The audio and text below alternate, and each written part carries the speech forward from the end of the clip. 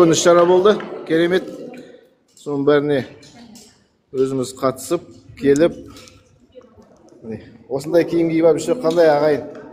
Өзіміздің қазақи нақышта оюларымызбен жай ғана мерекелерде, мейрамдарда емес, күнделікте жұмыста, шараларда осындай киіп жүрсек, нұрдың үстіне нұр жауады, адамдардың көздері үйренеді.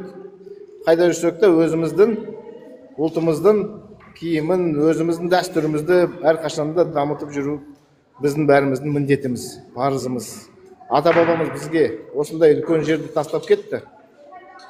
Аманат қылып, соған қиянат қылмай, біз келешектегі ұрпақтарымызға тастап кету керекпіз. Парыз, бәрімізге парыз, иә.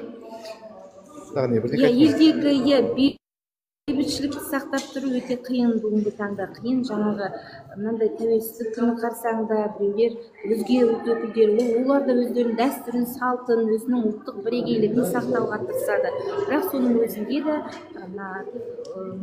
мемлекеттік шара болғандықтан, күн болғандықтан өздерінің тілектерін білдіріп жатады, өздері тазым етіп жатады. Желтоқсаншыларда біздің елдің тәуелсіздігін мойындағанда өте көп расында да. Біз бір еліміз, өзімізден өзіміз бөлініп ешқайда кете алмаймыз. Сондықтан жаңағы боздақтарымыз алып берген тәуелсіздігіміз баянды болсын, ұзақ болсын.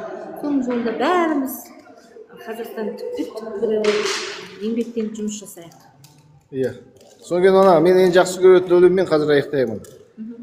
Көк тудың желбірегені жаныма қуат береді, таласқа түссе жанмен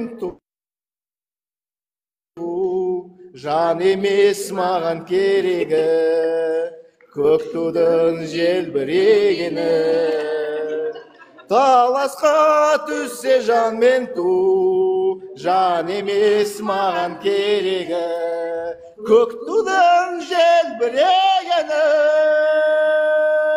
Көк туымыз желбіребесін ағайын.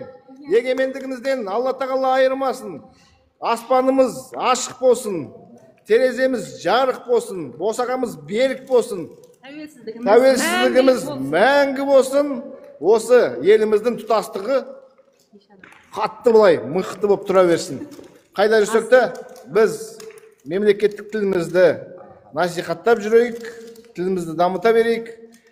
Тек қана жақсылықта, амандықта, қуанышта, мейрамда ғана бәрімізге өстіп, жүздесіп, кездесіп, нәсіп етсін Алла тағала. Осы жерде бірге отырып, тыңдап, қолдап отырғандарыңызға үлкен рахмет. Қазір бұйыртса бір жарым сағат мына жерде көреміз. Осы ридердің ағайындарымызбен, қарындас апайларымызбен әңгімелесіп, әңгіме құрып, соңген қайтадан Өскеменге қайтамын, 110 шақырым бұйыртса. Сондықтан ағайын, осындай іс-шаралардан әрқашанда қалмауымыз керек, әрқашанда қолдауымыз керек. Мен өзім ридер, Шыманай, Қалтай деймі, о жақтан шақыру келсе, о жақтан бұлай қол изек қалса мен жет келем бар ғой. Себебі біздің осы жердегі қолдауымыз қажет. Біз мына жерде соғыс ашқа айтқан жоқпыз. Таза өзіміз бар екенімізді көрсетіп, өзіміздің қолдайтын, жәнегі мемлекеттік тілді сыйлайтын, және де таза қазақша сөйлейтін азаматтар бар.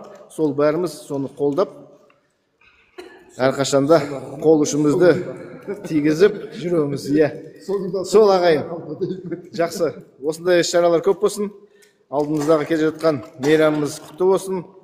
Оны бір жағынан мейрам деп айтуға болады, қаралы күндерді айтуға болады. Ол қаншама өзіміздің ағаларымыз, апайларымыз құрбандық болып кетті біз үшін, біздің егемендігіміз үшін. Көрдіңіздер ме? Бір жағынан қуанып жатсақ, бір жағынан жылап жатамыз 16 желтоқсан күні. Сол ағайын. Жақсы, амандықта, жақсылықта, қуанышта. Келесі кездескенше эфирге көп шықпаймын, тек қана осындай жақсы іс-шаралар болғанда, маңызды іс-шаралар болғанда ғана шығып отырам.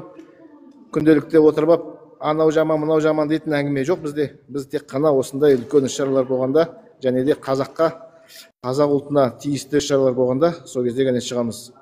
Сондықтан бірлеп отырыңыздар. қарап отырыңыздар, эфирге шықсам, бекерден бекер шыққан жоқпын. Ұлттық мүддені көтеретін іс-шара болып жатыр деп білесіздер. Ал енді Әділов бауырым, рахмет саған. Міне, әр қазағым жалғызым. Бәріміз бір қазақтың баласымыз, арғы атамыз бәріміздікі бір. Сол, қазақ елі. Ассалаумағалейкум.